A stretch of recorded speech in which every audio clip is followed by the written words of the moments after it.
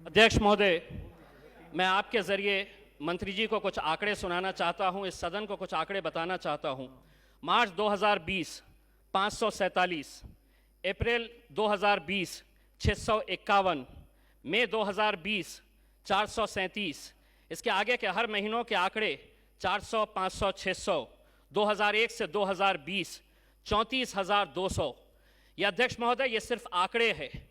मैं इसलिए ये कह रहा हूं कि अब ये आंकड़े किसी अखबार की सुर्खियां नहीं बनते, ना तो किसी टेलीविज़न के चैनल के अंदर इनका जिक्र होता है, क्योंकि ये आंकड़े इस मुल्क के अंदर किसानों की आत्महत्या आज भी कितनी हो रही है वो बताते हैं।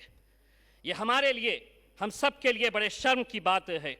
अध्यक्ष महोदय, अगर किसान आत्महत्या करता है तो यकीनन उसकी सुर्खी नहीं बनती है, लेकिन आज इतने सालों के बाद भी अगर हम ऐसे बिल लेकर आ रहे हैं तो न जाने 70 सालों के अंदर कितनी मर्तबा हमने ऐसा सुना है कि ये बिल के बाद किसानों की ज़िंदगी बेहतर हो जाएगी, लेकिन उसके बाद किसानों की हालत बद से बदतर होती जाती है। और यही बात का नमूना है कि आज भी इस मुल्क के अंदर ये जितने आंकड़े हैं, मैं जिस महाराष्ट्र के मराठवाड़ा क्षेत्र से आता हूं वहां के ये आंकड़े मैं बता रहा हूं, मुल्क के आंकड़े नहीं है, मुल्क के आंकड़े तो बहुत ज्यादा है।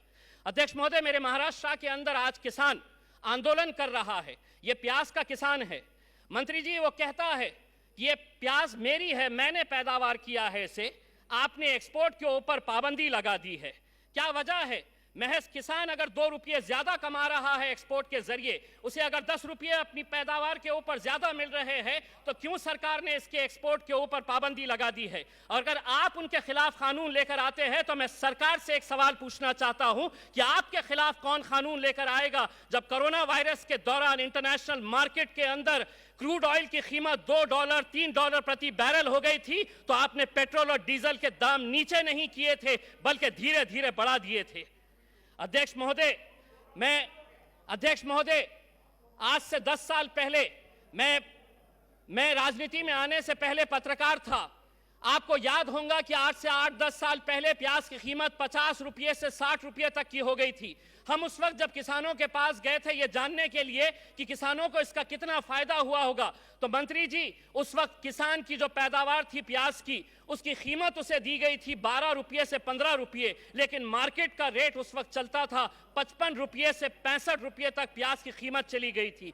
यानी कि मेहनत किसान कर रहा था और उसका मुआवजा और मजा कोई और लूट रहा था। अगर ये कानून के जरिए, अध्यक्ष महोदय 1 मिनट से कम, अध्यक्ष महोदय, अगर ये कानून के जरिए आत्महत्या रुक सकती है तो यकीनन पूरा सदन इसका समर्थन करेगा।